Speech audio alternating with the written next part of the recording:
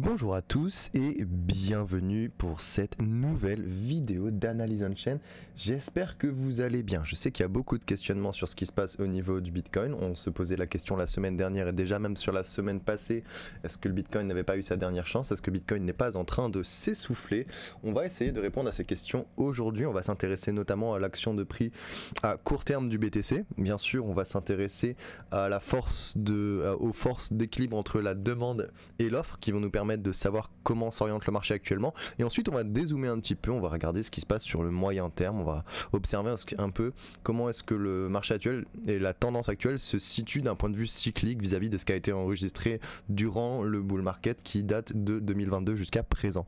Donc une petite analyse qui devrait, j'espère, vous permettre de mieux vous situer dans le contexte actuel et potentiellement, en fait, bizarrement, je suis pas si pessimiste que ça et on en reparlera en fin de vidéo, mais il pourrait même y avoir des signes d'opportunité, évidemment dans différents types de scénarios, mais je vois quand même des signaux qui ne sont pas particulièrement excessivement délétères sur le marché actuellement. Donc on va regarder tout ça ensemble durant cette petite session. Rapidement, au niveau de l'action de prix à court terme, vous le savez maintenant, on était en train de se battre à l'intérieur d'un range situé entre les 108 000 et les 117 000 au cours des dernières semaines, notamment au cours du mois de septembre. Transition avec le mois d'octobre, on a réussi à repasser au-dessus, à franchir la résistance des 117 000 et à venir chercher un nouvel ATH, vraiment pas très plus haut que l'ancien d'ailleurs. Et ensuite, on a eu un rejet très rapide, invalidation de la résistance qui aurait pu être testée en tant que support la zone des 117 000, et on est même venu rechercher plus bas et invalider même le bas du range des 108 000. Actuellement on se situe aux alentours des 106, 107, donc on pourrait dire qu'on est en train de réintégrer le range entre 110 et 100 000. On est plutôt dans cette phase-ci que dans la phase qui est en dessous, donc on commence à avoir un marché qui pique un peu du nez. On est en train de rentrer dans un nouveau range précédemment plus bas que celui qu'on était en train de travailler depuis août-septembre, donc de ce point de vue là, d'un point de vue technique, c'est vrai qu'on est en train de faire des plus bas que les précédents, et ça c'est potentiellement un signe de retournement de tendance, on l'entend tout à fait. Si on regarde au niveau des zones d'accumulation, on se rend compte qu'il y a encore pas mal de BTC qui sont stockés aux alentours des 117 000 sans grand comportement de distribution, hein. On est toujours aux alentours des entre les 194 et les 185 grosso modo de BTC. Ce que je veux dire par là, c'est que les BTC qui ont été accumulés au niveau des 117 000 durant les derniers jours là, depuis octobre, on n'a pas de signe de distribution particulière dans cette zone. Voilà, c'est juste un constat comme ça, il n'y a pas vraiment de signal particulier à aller en chercher. On peut voir que sur le court terme, il y a quand même des individus qui ont essayé de défendre ici la zone des 116-117, c'est-à-dire qu'il y a eu de l'accumulation sur les marchés spot, mais le prix est quand même allé chercher plus bas, notamment à cause de ce qui se passe actuellement sur les marchés dérivés, hein. Ça fait un moment qu'on en parle, mais le risque spéculatif sur les marchés dérivés, notamment l'excès d'effet de levier long, fragilise les hausses, et ça on en parle depuis un bon moment, et c'est clairement en train de se réaliser. Les craintes vis-à-vis du risque spéculatif qu'on avait, elles se sont même réalisées au cours de la semaine, et même ça a commencé la semaine dernière, plutôt vendredi, hein, on pourrait le dire. Mais c'est vrai que là, la volatilité baissière qu'on a actuellement, qui fait suite à une phase de volatilité haussière qui était due à un short squeeze, on est simplement en train de se manger un méchant long squeeze, quoi. Et ça, je vais revenir dessus un petit peu plus loin, on va l'illustrer avec d'autres graphiques, mais déjà ça vous donne une bonne idée d'où est-ce qu'on se situe actuellement. On est dans un marché qui suit la liquidité des marchés dérivés, et pour l'instant on est sur une phase corrective de purge spéculative qui amène les positions longues à se faire clôturer de force, à pousser le prix très bas avec une volatilité assez importante, une force intensité, ce qui en fait invalide pour l'instant sur le plan technique le range entre les 108 000 et les 117 000. On est plutôt en train de se situer entre les 100 000 et les 110 000, 108 000, donc en gros dans un range secondaire qui est celui qu'on a depuis qu'on avait établi entre mai et juillet grosso modo au cours du début de l'été, on va dire. Maintenant, sur l'action de prix à court terme, on peut se rendre compte qu'on a magnifiquement invalidé pour une fois de plus le prix réalisé des investisseurs à court terme, et cette fois c'est pas simplement la petite correction qu'on a pu avoir en septembre où on est passé rapidement en dessous, on s'est stabilisé et ensuite on est reparti. Non, là on est aller chercher en dessous, on a essayé de le récupérer avec un petit rebond qui était d'ailleurs très intéressant, et ensuite on est reparti en dessous, on a essayé de remonter, et là vous voyez bien que le prix réagit vraiment de manière particulièrement sensible à ce niveau, hein. Moi j'y suis pour rien, si le prix à chaque fois il s'arrête vraiment sur ce niveau, il se pose et il se demande est-ce que je descends, est-ce que je remonte, ok je descends, ah là attends on remonte, ok ok bah je remonte, ah là on va essayer de remonter, non en fait on va redescendre et puis après on va invalider. Donc moi j'aime beaucoup le fait que cet indicateur, et c'est vrai que c'est dommage qu'il soit pas disponible sur ces horaires là comme sur The Bitcoin Lab ou Glassnode, parce que je pense qu'il y a beaucoup d'entre vous qui aimeraient beaucoup l'utiliser plus souvent. Mais il a vraiment une réactivité au niveau du prix. On voit vraiment que c'est un support psychologique qui a vraiment une influence sur le marché en fait, et je trouve ça passionnant. Et donc là on a eu une invalidation, une tentative de reprise, une deuxième invalidation, et ensuite le prix réalisé des investisseurs à court terme, donc le prix moyen d'achat des derniers entrants qui représente un peu la frontière entre les tendances haussières et les tendances baissières, le comportement momentum haussier, comportement de prise de profit au-dessus et prise de perte en dessous si on le compare avec le SOPR qu'on va voir plus tard. Et bien cet indicateur ici nous indique un rejet clair, et donc ce rejet nous a amené à une nouvelle dégringolade, une nouvelle dégradation du comportement, et cette fois on se situe nettement en dessous du prix réalisé à court terme, ce qui indique que nous sommes entrés dans une phase corrective de manière tout à fait effective au cours des derniers jours, des dernières heures. On pourrait avoir une totale similitude avec ce qui s'est passé aux alentours de février 2025 en début d'année. Vous voyez ici on a essayé de tenir le prix réalisé à court terme pendant un bon moment, et puis finalement il a été invalidé, on a essayé de le récupérer, je vais zoomer un petit peu pour que ça soit plus clair, on a essayé de le récupérer, ça n'a pas duré longtemps, et ensuite il y a eu un autre rejet, et ensuite on a corrigé pendant quelques temps jusqu'à ce qu'on atteigne un moment une saturation du momentum baissier à court terme, notamment parce que les investisseurs à court terme étaient trop en perte, et donc il n'avait plus de pression de vente significative. Ça offrait une opportunité d'achat assez intéressante pour les investisseurs les plus résilients, et une fois que tous les derniers entrants étaient dans la sauce totale et qu'on avait des opportunités assez intéressantes, il y a eu de l'achat spot qui est venu restimuler, on a eu un short squeeze qui est venu aussi restimuler une hausse. Donc c'est potentiellement un scénario qui pourrait se reproduire. Donc maintenant que j'estime qu'on entre dans cette phase-ci, ce qui va être intéressant d'observer dans les semaines prochaines, c'est le comportement de prise de perte à court terme et dans l'ensemble pour le marché. Et si on voit qu'il y a un épuisement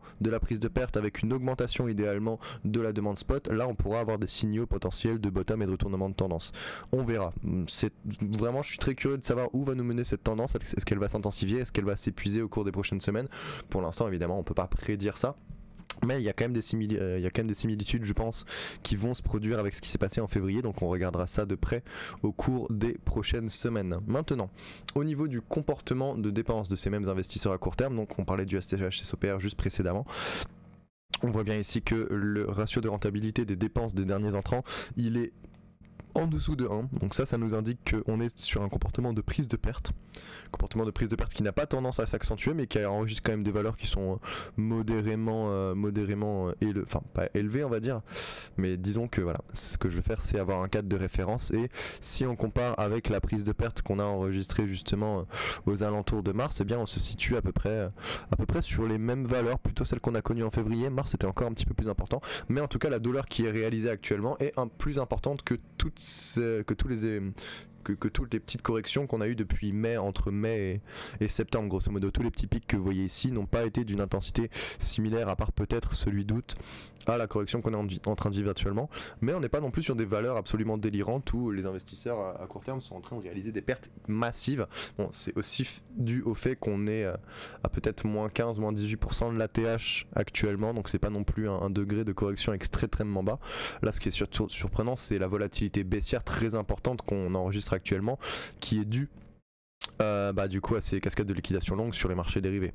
Petite autre observation très intéressante, ceux qui ont suivi la formation on-chain verront tout à fait de quoi je parle. Je pense que j'en avais déjà parlé, mais je vais remettre une couche parce que c'est vraiment très intéressant. Là ça se regarde sur du court terme, mais ce sont des comportements qui peuvent s'observer sur du moyen long terme. Donc ce que j'aimerais entraîner ici chez vous, c'est votre capacité à reconnaître des schémas, votre capacité à reconnaître des patterns qui se répéteront à travers le temps, parce que ce sont des dynamiques de marché qui se répètent souvent. Elles sont jamais similaires, mais c'est toujours la même chose qui se passe avec plus ou moins un vernis un peu différent. Ce que je veux vous dire par là, c'est que il y a toujours un moment où le marché, il va être ce que je veux dire par le marché, c'est le prix spot, donc la valeur de marché du BTC. Elle va parfois se décorréler de la valeur et du comportement fondamental du marché, qui est ici symbolisé par le comportement de prise de perte ou de profit, le SCH SOPR. Ce que je veux vous dire, c'est qu'il y a des phases durant lesquelles le comportement du SOPR et du comment dire, et du prix vont être convergents à la hausse. Donc ça c'est la majorité du temps lorsqu'on a une phase de poussée haussière avec le fait que les investisseurs à court terme sont en train de prendre des profits dans la force de cette tendance. Donc là jusque là tout va plutôt bien. Ensuite on rentre dans une phase de divergence. C'est une divergence qui est assez momentanée, elle dure en général quelques jours grand maximum, ici à peu près 3 jours, entre octobre 6 et octobre 3, c'est ça. Et bien on observe que le prix continue de monter, mais que le comportement de prise de profit des investisseurs à court terme lui commence à générer de moins en moins de profit. Vous voyez ici un pic du STH s'opère à 1,027 et ici un 1,021 alors que le prix en même temps il est passé de 122 000 à 125 000. Donc on voit bien ici qu'on a une convergence haussière du fondamental et de la valeur du marché. Le fondamental, le STH s'opère et la valeur du marché, le prix. Donc les deux convergent à la hausse. Ensuite le prix continue alors que le fondamental du marché commence à ralentir, ce qui nous indique une première divergence qui va ensuite amener à une convergence, le fait que le prix du marché va s'aligner avec le fondamental du marché. Très très intéressant. Je veux vraiment que vous mémorisiez bien ce schéma parce qu'on va le retrouver encore plein de fois dans l'histoire du marché de Bitcoin, que ce soit à court terme, à moyen terme, à long terme. Il peut se retrouver sur différentes unités de temps. Très très intéressant. Convergence haussière, divergence entre le fondamental et le prix avec le fondamental qui commence à baisser alors que le prix lui continue d'augmenter. C'est notamment la période durant laquelle il faut idéalement commencer à se délester si vous l'aviez déjà pas trop fait. Et à partir de là, on rentre dans une convergence baissière, donc le prix ralentit alors que le fondamental dégrade. Et en plus, pour le petit vernis, ici on a une invalidation claire du niveau 1 et on n'arrive pas à repasser au-dessus. Donc pour l'instant clairement on est dans un comportement de prise de perte avec des valeurs qui sont encore similaires. On peut pas parler d'épuisement, on n'a pas l'impression que le comportement de prise de perte soit en train de perdre en intensité. Actuellement il est toujours dans la même zone à peu près. Il faudra observer ce qui se passe d'ici les prochaines semaines. Donc ça c'est pour le court terme et ça vous donne aussi une très très belle indication. Ça vous pourrez reporter ce genre de comportement avec notamment l'étude du MVRV dans son ensemble, dans toute sa gamme, et l'étude du SOPR dans toute sa gamme. Ce type d'oscillateur ont vraiment une super visibilité, une super lisibilité pour ce genre de comportement. Souvenez-vous, convergence haussière, divergence baissière et ensuite convergence baissière. Donc ça vous permet de suivre toute la structure d'un mouvement, de sa phase de croissance et de réalisation de profit à sa phase de ralentissement avec la divergence entre le fondamental et le prix, et ensuite sa phase de correction avec la convergence baissière ensuite. Voilà qui fait le tour pour cela. Il me semble que maintenant qu'on a fait l'activité à court terme, voilà, on va s'intéresser un petit peu plus. Maintenant on va se demander, bon, quelles sont les forces de demande actuellement sur le marché qui pourraient stimuler, pourquoi pas un rebond ou pourquoi pas intensifier une baisse. Encore une fois, on élabore différents scénarios. Il faut être prêt à accepter que le prix peut baisser plus bas, il faut être prêt à accepter que le prix puisse rebondir. On ne sait pas ce qui va se passer, donc il faut être un peu pareil pour toutes les situations, et pour ça on observe différents secteurs, différents segments du marché. Le segment qu'on regarde maintenant, c'est le segment de l'offre et de la demande, notamment sur les ETF spot, parce que souvenez-vous que les ETF spot ont quand même eu une très très importante présence durant le rebond de fin septembre qui nous a permis d'aller chercher le nouvel ATH. Donc clairement ici vous voyez une croissance de la demande des ETF, et ce qui est fou c'est que le jour d'après, le 6 octobre, en début de semaine en fait, eh bien on a eu directement des valeurs très très importantes des ETF en termes de demande, mais durant la semaine, et ben en fait ces valeurs ont commencé à ralentir. Donc on a une accélération ici qui culmine avec l'ouverture de la semaine du 6, et ensuite on a un ralentissement qui nous indique bien qu'en fait l'intérêt des institutionnels pour le BTC après ce nouvel ATH a en fait chuté tout au cours de la baisse, et actuellement on enregistre même des ventes nettes, des ventes qui sont aux alentours d'à peu près 5000 BTC, des valeurs qu'on a pu d'ailleurs retrouver au niveau des bottoms précédents, hein, si on regarde. Si on observe d'un peu plus près, en fait, on peut même regarder et se dire que en fait les acheteurs d'ETF c'est pas non plus les meilleurs acheteurs du marché, les meilleurs spéculateurs du marché, parce que souvent ils vont acheter avec de la demande proche des sommets. Si vous regardez les volumes d'achat les plus importants, ils se situent quasiment tous proches de sommets locaux, et les volumes de vente les plus importants se situent assez souvent proches des bottoms locaux aussi. Donc on pourrait en déduire qu'il y a certains acheteurs des ETF qui achètent les sommets et qui ensuite, quand le marché corrige, on commence à vendre durant les baisses en fait. Et ça c'est un comportement classique de spéculateurs ou d'investisseurs inexpérimentés, notamment avec une vision à court terme. Donc évidemment je pense qu'il y en a beaucoup d'entre eux qui sont très expérimentés, qui savent ce qu'ils font, mais en agrégat on voit en tout cas qu'il y a un comportement d'achat-vente sur les ETF qui n'est absolument pas optimal. Donc ça c'est quelque chose aussi, c'est une petite indication supplémentaire, un petit détail intéressant. Bon, dans l'ensemble pour l'instant pour les ETF il n'y a pas de demande, c'est clair, hein, elle a beaucoup dégringolé, on est même sur de la vente ventes nettes. Donc pour l'instant, c'est pas quelque chose qui va pouvoir nous permettre de vraiment sortir un peu de ce bourbier, on va dire. Maintenant, qu'est-ce qui se passe sur les exchange spots, notamment sur Bybit, enfin pardon, sur Binance et Coinbase. Bon. Eh bien on voit que sur Coinbase il y a de la bonne vente bien nette, hein. Ça vend sauvagement à peu près entre 800 et 1000 BTC par jour depuis quasiment toute la semaine, hein. Ça ne s'est pas arrêté. Et sur Coinbase on a un petit peu de demande mais rien qui permette d'endiguer ce qui est en train de vendre Binance. Donc on est sur quelques centaines de BTC vendus sur Coinbase alors qu'on est sur plutôt de l'ordre du millier, donc à peu près 10 fois plus sur Binance, qui nous donne une vente nette, ouais c'est ça, d'environ à peu près moins 900, moins 1000 BTC par jour. Donc il y a une claire pression de vente sur les exchanges, une pression de vente qui est quand même un peu moins importante que celle des ETF sur une journée donnée, mais si on regarde sur une journée donnée ça fait à peu près moins 5000 pour les ETF, et si on additionne ce qu'il y a pour toute la semaine ça fait à peu près moins 5000, moins 7000 sur toute la semaine pour les exchange spots aussi. Donc ouais, il y a quand même une pression de vente qui peut être similaire en agrégat à celle qu'on retrouve sur les ETF. Donc pas idéal non plus pour l'instant, hein, si on regarde bien. Si on regarde bien, le marché il est clairement orienté vers un comportement vendeur. Maintenant au niveau des futures, c'est encore plus clair. Là, à la fois Bybit et à la fois Binance sont vendeurs, c'est-à-dire sont shorteurs de manière significative, ce qui nous donne pour l'instant des volumes de vente qui sont aux alentours des moins 3000, moins 4000 BTC de vente de BTC papier, hein, parce que je rappelle que c'est du BTC papier, hein, c'est des futures, ce n'est pas du vrai BTC en soi, ils utilisent du collatéral notamment pour créer de l'effet de levier, c'est pas du spot en fait quoi, simplement c'est vraiment du BTC papier, c'est une inflation artificielle des volumes de BTC qui sont capables de vous fournir, et ça permet aussi de plomber le marché parce que clairement là c'est de la vente en short, des ventes short d'ailleurs qu'on est capable de retrouver notamment au cours des derniers jours. Je vais zoomer un petit peu ici sur la dernière tendance, mais je vais quand même parler rapidement de ce qui s'est passé. Donc vous saviez ce que je vous disais, marché drivé par la liquidité, on vient liquider les longues, on vient liquider les shorts, on reprend, ensuite on revient liquider les longues de manière sauvage, et maintenant ce qui nous intéresse c'est ce qui s'est passé depuis vendredi dernier, depuis la semaine dernière, tout au cours de cette semaine. Je vais juste revenir rapidement là-dessus parce que vous allez voir qu'en fait on pourrait espérer que la pure spéculative qui est en cours actuellement a permis de calmer un peu les ardeurs de certains spéculateurs, mais c'est absolument pas le cas. C'est bien malheureux à entendre, mais c'est absolument pas le cas.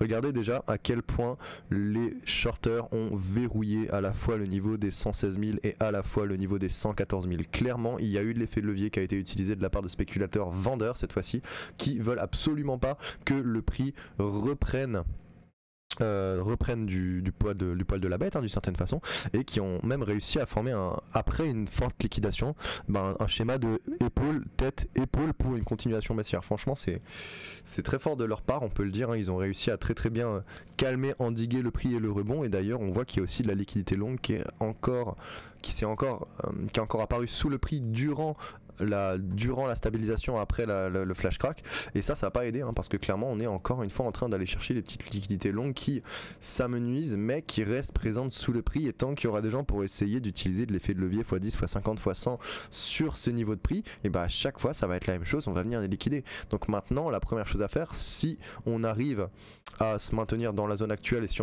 l'idéal c'est de pas invalider les 100 000, si on invalide les 100 000 pour moi vraiment là ça devient compliqué. Déjà je vous avais dit que si on invalidait les 108 000 c'était pas Jojo. Bon, c'est pas Jojo, mais encore une fois, comme je vais vous le montrer, il y a pas tout n'est pas terminé, puis il y a des signes qui peuvent être intéressants à observer pour les prochaines semaines. Mais bon, si on se part sous les 100 000 là, franchement, ce serait dommage. On perd les 6 chiffres. Je pense que symboliquement, ça va poser un problème. Sur les marchés, il y en a beaucoup que ça va faire paniquer. Mais dans l'ensemble, ici, ce qu'il faut voir, c'est que pour avoir un espoir de hausse, il faut absolument venir liquider les shorts qui sont situés aux alentours des 114 et 116. Voilà. Si on arrive à récupérer au moins les 108, à se maintenir dans le range des 108-117 et à revenir tester la résistance des 117 pourquoi pas en liquidant les longues ici, pourquoi pas pour se maintenir juste au niveau des 117 déjà, je pense que ce sera tout à fait honorable, hein. Ce sera une reprise qui pourrait être tout à fait exploitable. Ça c'est à voir, pour l'instant on n'en est pas sûr, parce que encore une fois on voit bien que les longues ils continuent à se faire liquider, et une autre illustration de ça c'est simplement la purge spéculative qu'on vient de se taper, hein, vraiment avec une grosse chute de l'intérêt ouvert, donc du total des capitaux investis sur les marchés dérivés. Vous voyez qu'on avait déjà eu une très belle purge, hein, de l'effet de levier qui avait été présente en janvier 2025, on avait perdu énormément d'effets de levier, on est passé de 480 à quasiment 400, même un peu plus, donc on avait une purge spéculative à l'époque qui était encore plus importante en réalité en termes de chute de l'intérêt ouvert que celle qu'on a actuellement, donc on n'est pas sur un record historique finalement. Mais qu'est-ce qu'on voit? On voit que durant la liquidation de vendredi, le 6, enfin le 10 pardon, eh bien on a vraiment eu une chute de l'intérêt ouvert, mais que là ça continue. Donc on est en train de continuer de corriger et l'intérêt ouvert est en train de chuter encore. Un prix qui chute avec un intérêt ouvert qui chute, ça ne peut signifier qu'une chose, c'est que il y a des liquidations sur les côtés longs. Donc ce que ça veut dire, c'est que la première purge n'a absolument servi à, enfin c'est pas qu'elle a pas servi à rien, c'est qu'elle a permis de nettoyer le marché, mais que les spéculateurs, la liquidité sur les marchés dérivés, elle est tellement présente en fait que ça les arrête pas et qu'ils continuent à utiliser de l'effet de levier aveuglément, et tant qu'il y a du momentum baissier, ils vont se faire liquider, ils vont se faire massacrer, et c'est ce qu'on est en train de voir actuellement. Là on a une continuation baissière de la petite tendance comment dire, de la chute de l'intérêt ouvert, et ça nous explique clairement que les longs sont en train de prendre tarif. Donc c'était clairement pas la meilleure solution de venir utiliser de l'effet de levier au niveau du bottom des 110. Là honnêtement ça a aidé personne. Ce qu'il aurait fallu, c'est encore une fois de la demande spot qui permet d'avoir une demande organique avec pas de risque spéculatif, mais ça je le répète depuis trop longtemps maintenant qu'il nous faut de la demande spot et qu'il ne faut pas de demande future. Voilà ce qui se passe quand on a trop de demande future par rapport à la demande spot. Donc j'espère que ça restera un cas d'école et un exemple à ne pas reproduire, et que s'il y en a peut-être qui utilisent de l'effet de levier en regardant cette vidéo, j'espère que vous comprenez maintenant pourquoi est-ce que j'avais certaines craintes sur le sujet. Donc voilà qui fait le tour un peu de ce que je voulais regarder pour cette deuxième partie, la dynamique d'offre et de demande et comment est-ce que le prix évolue vis-à-vis de la liquidité.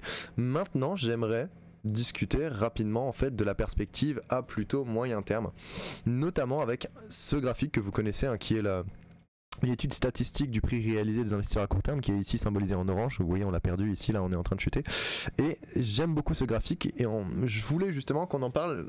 J'aurais aimé qu'on en parle pour parler de la bande haussière. Bon, manifestement on est là pour parler de la bande baissière, tant pis, c'est comme ça, mais c'est un graphique que je vous avais déjà présenté au cours des dernières semaines, simplement en faisant des écarts types à la moyenne du prix réalisé à court terme, à la hausse ou à la baisse. On peut réussir à encadrer le prix du BTC sur son action à court terme et à identifier les moments où on est sur de la saturation haussière, où le prix dépasse statistiquement un seuil où le momentum haussier va s'essouffler, mais aussi à la baisse, c'est-à-dire qu'on peut avoir des signaux très intéressants de bottom avec potentiellement un prix qui va atteindre un momentum baissier qui atteint son paroxysme, et donc la pression de vente ne peut pas descendre plus bas, et c'est exactement ce qu'on pourrait voir dans les prochaines semaines. Et ce qui m'intéresse actuellement, c'est que autant je m'attendais avec la continuation haussière à ce qu'on aille chercher le seuil des 150, 140 comme on avait parlé dans une prochaine vidéo, autant maintenant on pourrait commencer à se poser des questions sur, la bande inférieure elle est aux alentours des 106 000 $.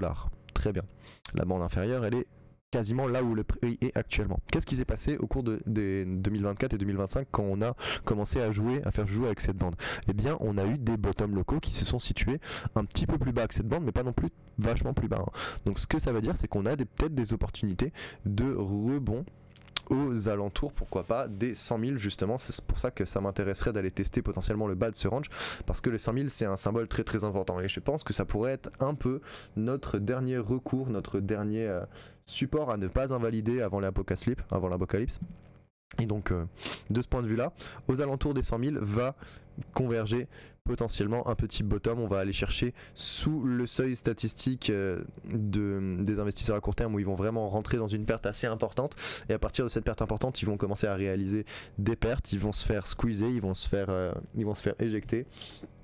Ils vont entrer dans un comportement de perte latente et réalisé très très important, et c'est souvent là qu'on a en fait les points d'inflexion du marché, parce que si la tendance à court terme elle est saturée, à partir de là il n'y a plus de pression de vente, idéalement l'achat spot revient et on a un rebond du prix, exactement comme ce qui a pu se former ici avec 3 reprises puis 3 reprises, potentiellement un bottom à court terme. Donc ça c'est ce que j'aimerais observer dans les prochaines semaines, quitte à avoir une continuation baissière, autant que ça nous donne une correction, une vraie correction enfin.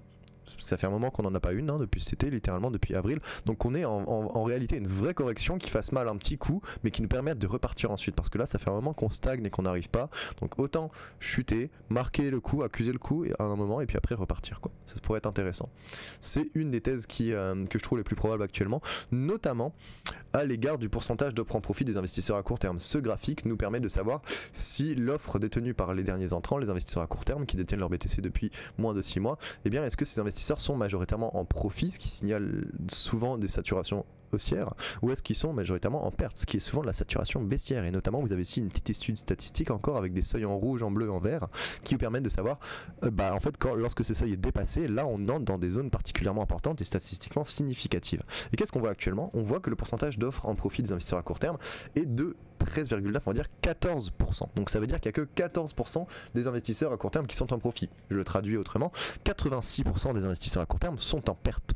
Idéalement, quand on reporte ça avec les valeurs qu'on a pu observer durant mars 2025 ou au cours de septembre ou de juillet 2024, eh bien on se retrouve sur un fait assez intéressant finalement. Il y a 5 investisseurs à court terme sur 6 qui sont en perte latente. On est déjà sur comment dire, un contexte de perte.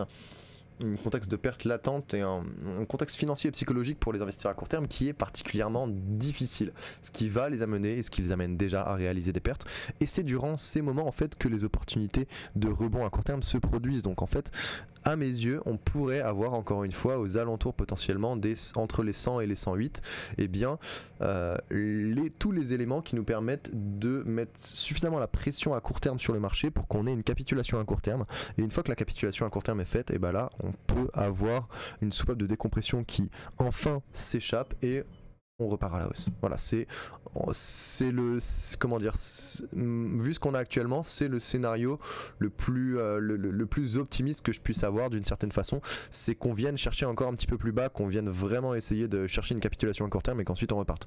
Et si cette capitulation à court terme amène des volumes de vente trop bas, évidemment on peut invalider le support des 100 000, et à partir du moment où on évolue en dessous des 100 000, pour moi là on pourra vraiment commencer à parler de fin de bear market, fin de bull market, et puis il y aura déjà des signaux de début de bear market. C'est tout à fait possible, on sera dans une phase de transition. Là on n'est pas encore tout à fait dans la phase de transition entre le bull market et la bear market, on est simplement dans une phase de correction après une consolidation qui a duré un bon moment. Mais cette phase de correction peut très bien amener un début de bear market. Pour l'instant on n'en est pas là, on n'est pas encore dans la transition entre bull market et bear market. Ça pourra être le cas si jamais on invalide les 100 000. Donc encore une fois, j'aimerais qu'on teste la zone aux alentours des 100 000, qu'on ait vraiment essayé de faire le plus mal possible à court terme, et que les plus résilients tiennent bon, et qu'une fois que la capitulation à court terme s'est faite, et bah là, hop là, on repart à la hausse, comme ça a pu être le cas au cours des différentes consolidations qui ont été enregistrées entre 2024 et 2025. Donc j'espère que vous voyez où est-ce que je vais en venir avec ce graphique. Dans tous les cas, le pourcentage d'offres en profit des investisseurs à court terme, je vous rappelle que c'est un graphique que vous pouvez simplement utiliser vous-même via le Bitcoin Lab. Donc n'hésitez pas à aller faire un tour sur le Bitcoin Lab et à aller chercher cet indicateur, hein. Je vous ai déjà montré comment le faire. S'il y en a qui veulent savoir, simplement vous écrivez en commentaire sous cette analyse, vous me dites hey, prof, comment est-ce qu'on fait encore, et moi je vous donne le lien, je vous montre comment faire pour consulter cet indicateur, parce que je l'utilise un peu moins récemment, mais il y a des moments où je considère qu'il est très intéressant à utiliser, et on fait partie de ces moments actuellement où en plus on a eu vraiment une variation de la rentabilité à court terme qui est très importante, hein. Il y a 5 jours on était à 99%. Non, pardon, il y a à peu près 2 semaines, pardon, on était à 99% des investisseurs à court terme en profit, et actuellement on est à 13% des investisseurs à court terme en profit. Donc là il y a une très très forte volatilité sur la rentabilité à court terme qui a été enregistrée, et ça c'est vraiment un truc qui peut mettre dans la sauce, mais qui peut aussi permettre aux investisseurs à court terme de capituler. Et cette capitulation, des fois elle est nécessaire pour que le marché reprenne ensuite. Il faut savoir accuser le coup, il faut qu'il y ait du sang un petit peu dans les rues pour qu'on puisse ensuite reconstruire sur de meilleures bases. C'est douloureux à entendre, mais pourtant c'est quelque chose qui est parfois nécessaire. On peut pas créer une tendance viable sans sacrifice de temps en temps, c'est comme ça. Et ce genre de purge, malgré le fait qu'elles soient désagréables, eh bien elles sont là pour une raison, elles sont là pour apprendre quelque chose, et elles sont là pour prendre aussi à ceux qui ont mal géré leurs risques. C'est comme ça, c'est le marché des crypto-monnaies, c'est un marché financier, c'est un jeu à somme nulle, hein. Votre perte est le gain d'un autre, et votre gain sera la perte de quelqu'un d'autre, malheureusement c'est comme ça. Maintenant qu'on a fait cette petite analyse, cette petite mise en contexte vis-à-vis des opportunités à venir, je vous présente rapidement, on va pas s'étaler dessus longtemps, mais un petit modèle que j'ai créé qui permet d'identifier les périodes durant lesquelles le comportement en fait de prise de perte du marché est le plus important, qui couple en fait en réalité différents indicateurs comme le SOPR, les pertes réalisées et aussi le MVRV. Donc je vais essayer de mesurer à quel point la rentabilité latente et la rentabilité réalisée sont délétères à un moment donné, pour avoir justement des signaux d'épuisement de la vente. Donc c'est un petit modèle que je suis encore en train de construire. Donc là il arrive vers la fin, normalement il devrait être prêt d'ici peu parce qu'il est vraiment pas mal du tout à mes yeux, en tout cas en termes d'output. Mais je voulais simplement vous le montrer parce que en réalité ce qui se passe c'est qu'il donne quand même des signaux de bottom qui peut être assez intéressant. Évidemment il va vous dire d'acheter ici, il va vous dire d'acheter ici, donc c'est à vous de voir si vous le trouvez pertinent ou pas. Mais sur plusieurs occasions je trouve qu'il a bien marqué des bottoms locaux, et donc je voulais voulais aussi vous montrer le fait que, aux égards de ce que je vous ai présenté précédemment sur le fait qu'on entre sur une zone d'opportunité statistique à court terme, sur le fait qu'on est proche d'une capitulation des investisseurs à court terme au niveau de leur rentabilité, eh bien on a aussi ici des comportements de prise de perte qui indiquent un comportement de vente en fait significatif, ce qui coïncide avec des bottoms locaux comme on a pu en enregistrer précédemment. Donc ce modèle m'indique aussi qu'il y a du sang dans les rues, et quand il y a du sang dans les rues, idéalement c'est plutôt intéressant d'acheter, évidemment d'acheter avec du marché spot. Donc on peut dire que les soldes actuels présentent une opportunité à plusieurs égards. Voilà, c'est la dernière chose que je voulais vous montrer, et on va finir en illustrant le propos avec un graphique que j'utilise très peu, mais bon voilà, je pense que ça parlera à certains, et bon il n'est pas non plus déconnant si on le regarde dans un cadre d'analyse sur la dernière année. Et bah c'est le Fear and Greed, hein. Le Fear and Greed pour l'instant il entre dans une phase assez basse, donc de peur extrême en dessous des 25, et les moments, la dernière fois où on a eu de la peur extrême sur le marché, c'était sur les bottoms de l'été 2024 et de février, mars, avril 2025. Donc malgré le fait que ce soit un peu compliqué en ce moment, qu'on ait une tendance qui soit un petit peu délétère, avec clairement un comportement et une structure on-chain qui sont en train de s'orienter vers une correction et un comportement baissier, avec aussi des demandes qui sont pas extrêmement stimulantes pour la hausse et qui sont en fait en train de plomber le marché, avec le fait qu'on ait encore des liquidités longues qui continuent la purge spéculative, et bien on se rend compte qu'en fait statistiquement on rentre dans des zones potentiellement d'opportunités à court terme, que ce soit au niveau du prix réalisé à court terme, au niveau de la rentabilité des investisseurs à court terme, au niveau de leur comportement de prise de perte et au niveau du Fear and Greed.